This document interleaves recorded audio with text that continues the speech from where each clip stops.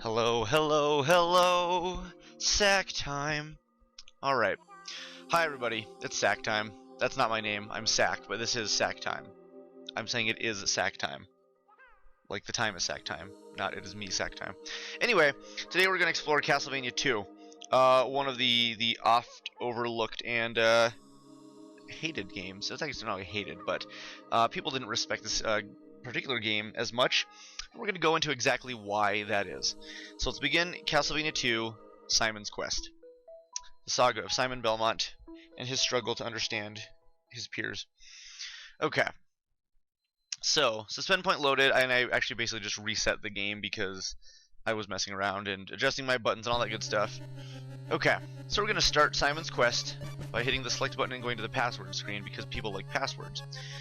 I don't think anybody has ever once said that, and the Virtual Console version, in addition to emulated versions that, you know, people are going to use, are better than this because passwords are archaic and dumb, and even for their era, no one appreciated them. Okay, once batteries came into the scene, this should have been gone immediately. Nothing is worse than having to try to type in 16 numbers and hoping that you get them right, or your crappy 8-year-old handwriting, or mine in particular, would write them down correctly. And to my dismay, I wrote it down several times and never accurately got the password that I had written. Maybe O's and zeros, or ones and L's, or, you know, U's and V's, or whatever terrible situation came about.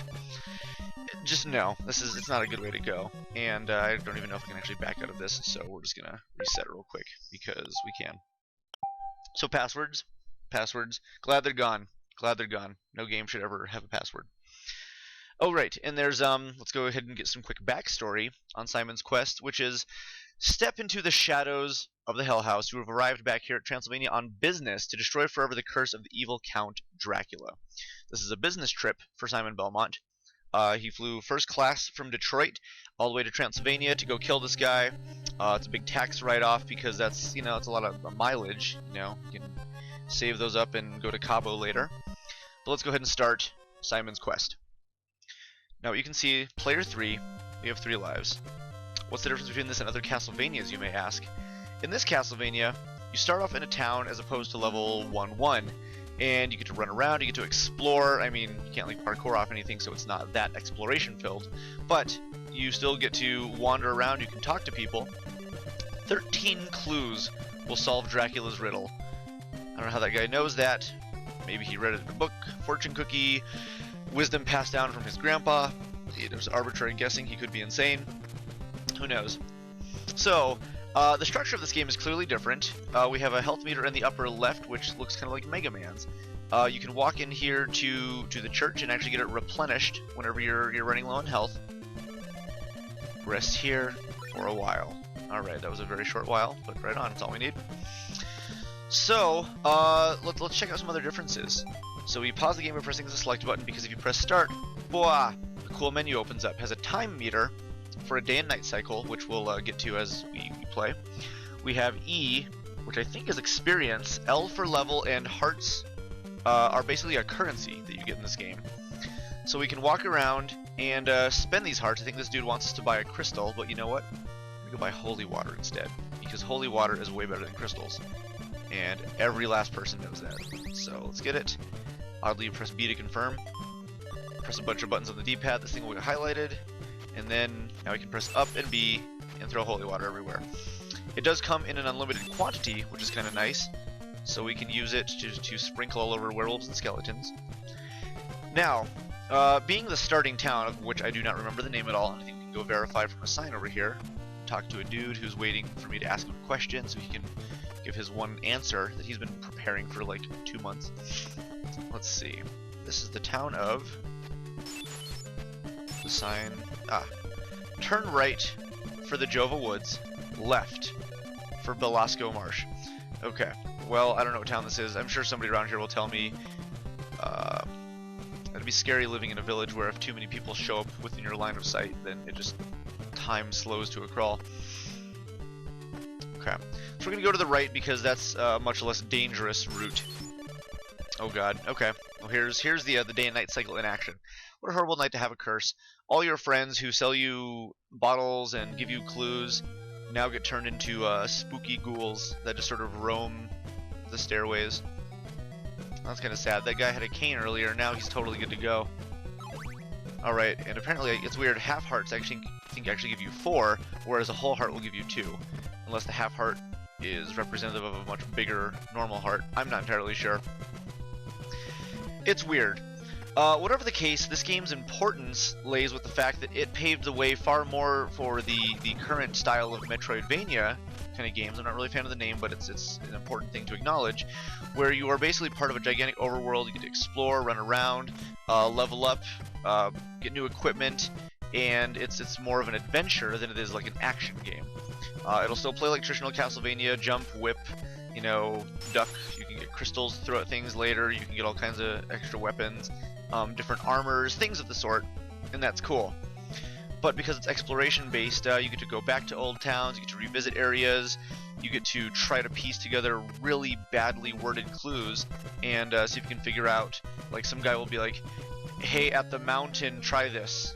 And that means equip this particular item and then duck in front of a cliff and a whirlwind will take you away. And it doesn't really make a lot of sense, but you figure it out, and somehow as a kid we're able to do it. You know what, while it's still nighttime, we're just gonna go outside. Because we can still have a horrible night to have a curse out here. Killing werewolves and skeletons, and everything takes double damage at nighttime because the moon is evil, and nobody wants to deal with good creatures during the day. Because they're too easy. You don't get experience that way. I can jump right into a skeleton anytime I want. It's my privilege. Kill the werewolf. Prank the skeleton by dropping holy water onto his leg. He has no idea. He's just doing his thing. Boom. Keep collecting this stuff. And I don't know if we'll even make it to a mansion. I'll see if we can actually entertain you guys long enough to try to do that. So while the game isn't primarily like in a castle, like more modern Castlevanias, it's still an exploration-based. Sorry, I got really freaked out. It's an exploration-based game where you will be visiting various mansions. But the meat of the map comes from going outside into caves, into caverns, across lakes, as you can see, the woods, stuff like that. Okay, so what might be the most prudent thing to do? Oh yeah, holy water can destroy blocks. Very useful. You can jump in these weird little glowing lava pits. I would recommend getting some graph paper or something and drawing maps with paths, and trying to name things as best you can, because this game doesn't have a map feature built into it, but it would be extremely useful for you to do if you plan on beating this. And if you're really good at memorizing things, even better. The morning sun has vanquished the horrible night. Okay. That is a very encouraging message, as now we go back to the introduction of the song Bloody Tears, which is always a good thing, unless it came out in like the arcade Castlevania, which I can't remember, because I didn't play that one very much. Whatever the case, here we are in a new town. Oh my god, what did he say? A rib can shield you from evil. So what he's referring to is, as you find Dracula's body parts, you actually end up equipping these things as items, and each mansion will house a different body part. Let's see, and you can use holy water to bust through certain walls. There we go. Let's see. You can buy something from this gentleman. Will you buy a dagger? I don't even have enough. Okay, so I guess not. Sorry. 44. Kill a couple more skeletons, steal their hearts. I don't know where they keep their hearts because they're skeletons. Whatever the case. We're just going to see if we can make it into a mansion and go check it out. Go to the church and get healed, but that's for nerds. And Simon Belmont, if anything, is not a nerd. Keeps us cool, checks out the house with the door on the second level. Alright. Yeah, there we go. I think this dude might have like a morning star for us. Like a really badass whip. Maybe that's in a later town. I don't even remember. Let's find out. Let's ask this dude while he stares at my legs. Purchase a chain whip. I would say yes, but obviously I don't have the funds. So that will permanently increase the attack and possibly range of your whip. I think maybe just attack. So we gotta go grinding a little bit more. Check out some eyeballs. Let's kill this eyeball. Let's kill his buddies, the gray skeletons, which are obviously stronger than blue skeletons. At nighttime, these guys probably take like 50,000 hits, which is cool. Attack from the stairs. Look at this. Simon Belmont can do anything. This is what. Wow. Can't jump apparently without hitting his head. Let's see. Nope. All right. So the quality of this game is not a testament of my skill, of which there is none. Let's kill these young men. All right. Try going back up the stairs. There we go. Okay. So, oh boy. Okay. Sorry. Getting freaked out. You never know. Never know what a floating eyeball is gonna slam into your body. I don't know why that would hurt, because I think eyes are very fleshy. But we're not gonna risk it. Oh boy, come on. Okay. Can we go down through there? Nope.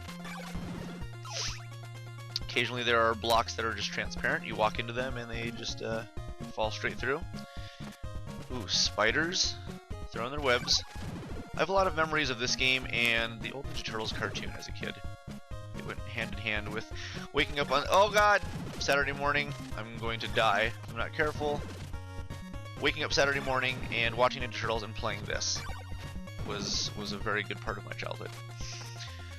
So, let's see. I don't remember where the mansion is. All I know is the mansions have really cool music. And nope. Maybe there's a mansion down here. I'm really nervous, and I want to show you guys this mansion, but I don't want to kill Simon the Belmont. The first Castlevania is his name, even though I guess Leon Belmont is technically the first. I don't even know what happened with the story anymore, but that's cool. I still like the series. I don't care about the story that much.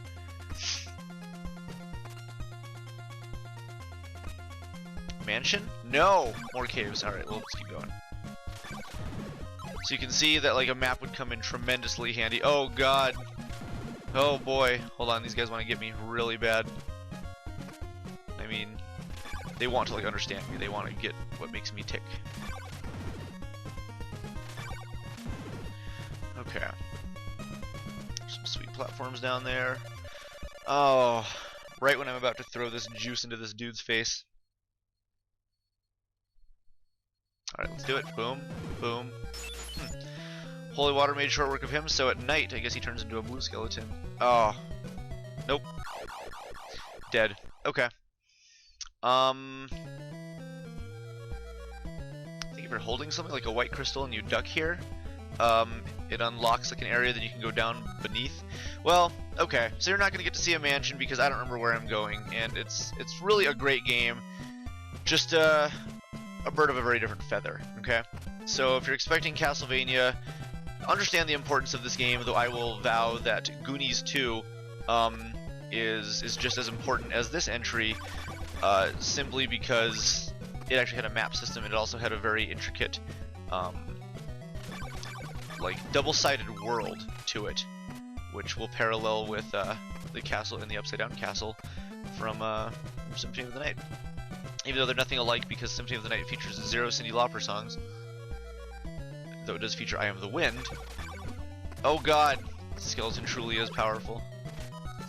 I don't even know what I'm talking about. I don't even, my impressions are inaccurate. These are still just impressions. I'm not the game pro. I'm not Skip Rogers. But let me throw some hot tips your way. To get through the woods, keep going to the right. All right, that's pretty sound advice. Because if you go to the left, you'll stay in the woods. If you go to the right, you'll always get out of the woods. It's like the Lost Woods. Okay. Collect some hearts. Ah, no, this is just a town. Damn it. Okay, well, you know what? I'm determined to show you a mansion. I don't care how long you have to watch this video. We're gonna go. We're gonna kill this guy. With, oh my god, he's got huge hair. I see huge hair and a beard, even if it's a woman. That's all I see. Like some sort of like Tommy Chong kind of thing going on. And I bet there's all kinds of useful items I could buy in this town. The graveyard. Spill some holy water on the hands, because we can. I feel bad. I think we can actually just whip them too, but they take forever because it's nighttime. Hands power up at night. 16 hits, look at that. 16 bits. Oh, and I'm trapped. Ugh. Well, I'm sorry, everybody. You're gonna have to go watch a much more efficient playthrough of this, as apparently I'm not gonna show you a mansion, and that's okay, because I'm gonna show you Simon Belmont jumping into the water. Oh, tripping into the water is more like it. Kills him instantly. All right, Simon. It's been a pleasure, but good night.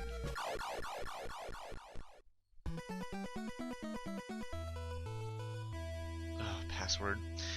See, but if we continue, we at least sort of start where we are. So, I don't even remember what you lose. Hearts. Level, experience? That's a shame. So, don't die if you value your hearts. That's actually a really good metaphor for that, the real life. The real world, San Francisco. Alright, very good, very good. Thank you, everybody. Thank you and you, especially you, for watching this video. This has been a horrible night to have a curse, but the morning sun has vanquished the horrible night. So, thank you guys for watching another episode of Sack Time. If you decided to stomach your way through this whole thing for whatever weird reason, I appreciate it. The world appreciates it. And we'll see you next time on another episode of Sack Time.